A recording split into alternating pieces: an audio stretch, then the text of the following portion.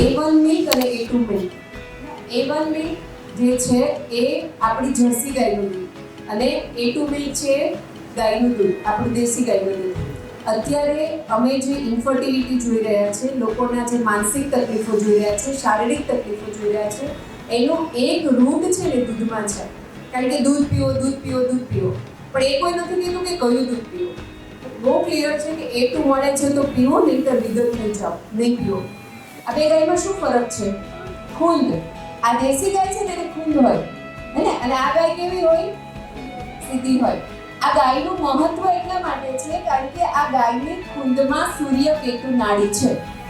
આ જે સૂર્યકેતુ નાડી છે એ સૂર્યકેતુ નાડી સૂર્ય અને બધા જ ગ્રહોની એનર્જીને એબ્સોર્બ કરે, એ એના દૂધમાં રિલીઝ કરે અને એ જે એનર્જી છે એમાંથી ગોલ્ડ પ્રોડ્યુસ કરે, સોનું. એટલે ગાયનું દૂધ પીળું હોય, એનું માખણ પીળું હોય અને એટલા માટે ગાયના દૂધનું મહત્વ હતું. આ A1 જે મિલ્ક છે ને એ ફાઇનલી આટલી બધી પ્રોસેસમાંથી પાસ થઈને બોડીમાં ટોક્સિન્સ ક્રિએટ કરી રહ્યા છે. કઈ જરૂર નથી તલની રબડી કરીને પીવડાવો, તલ અને ગોળ, સિંગ અને ગોળ રબડી કરીને પીવડાવો, એ ચાલશે.